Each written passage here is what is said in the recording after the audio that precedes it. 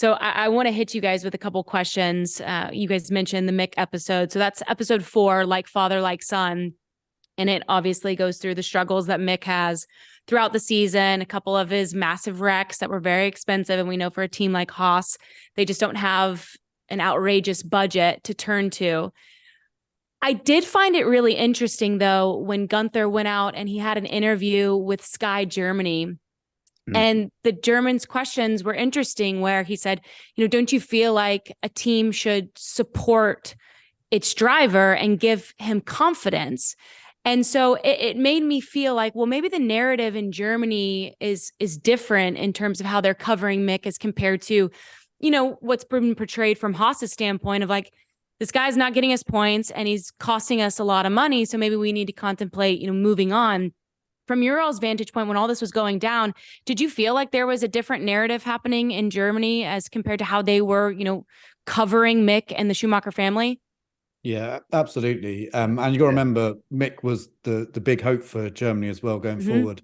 Seb, of course, was on the grid as well last year, but it was clear he was coming towards the end of his career. And then we found out that it was the last season of his career. So there was so much on Mick to basically fill those boots, become the next big German hope going forward. And his uncle, Ralf Schumacher, is one of the commentary team on Sky Sports Germany. And therefore, I think spends quite a lot of time kind of promoting his nephew as you would, right, in that situation.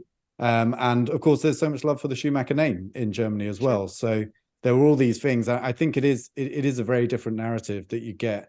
And in the UK and in the US, I actually think, I mean, people will disagree with this, I'm sure, but I think it's a little bit more balanced. I'm sure lots of people will say, if you listen to Sky Sports, they're big fans of Lewis and the rest of it.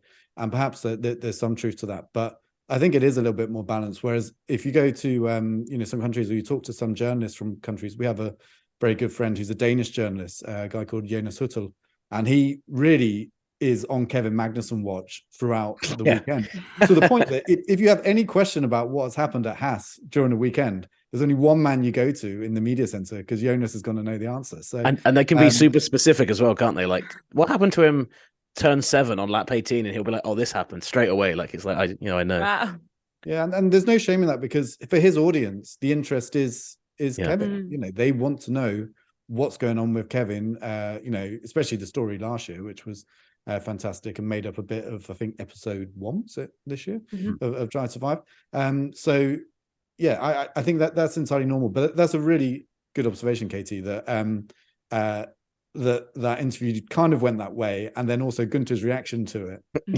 Of course, he's got a very holistic approach. But the thing at that stage as well was that it was clear, at Baku, but actually before that they'd already fallen out of love with Mick. He had his 2 big accidents in Saudi and Monaco, and there's the great quote from Gene where he's like, he said, that's dead man walking territory. And you're like, bloody hell, that's serious. In Monaco, they were already saying it, like Mick was on his way out. So that's, again, this is what Netflix does really well. It opens up the door slightly, because when we were asking Gunther those questions at that time of year, he was like, well, if Mick performs well enough, he's got the seat next year. Sure. Nico Hülkenberg had barely been talked about that stage as a potential replacement. So that's where it's really good at opening the door slightly, showing you what was really going on at that time.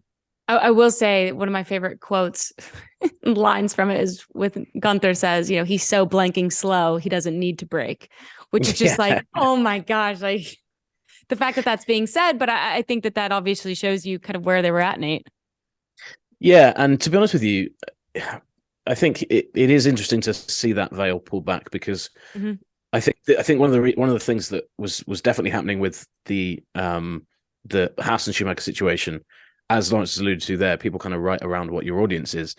But I think Mick and his manager were probably saying one thing to the German press and being much more open, probably briefing them a bit more off record, like, hey, look, we actually think we're getting a rough deal here.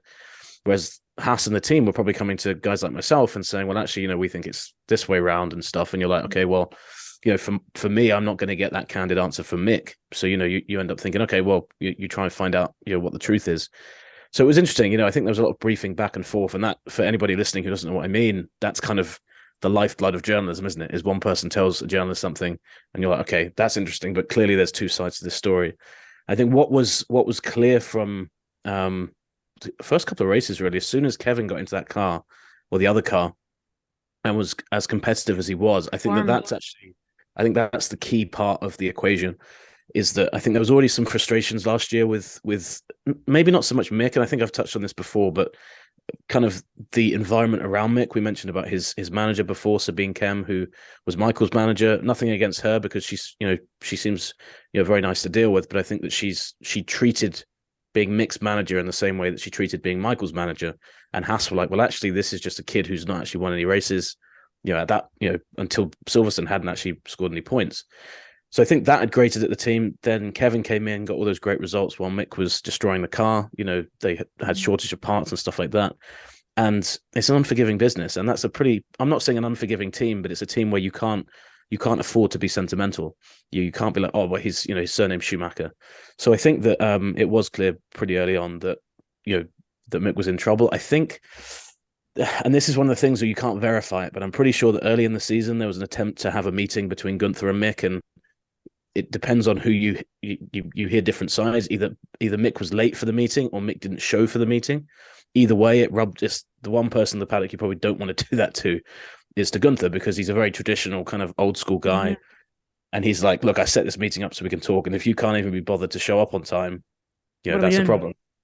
So I think things like that on their own were probably fine. But if you're putting them all together and he's not scoring points, then I think it's kind of a recipe for not disaster, but it's a recipe for losing or dead man walking territory, as Lawrence pointed out that Gene said.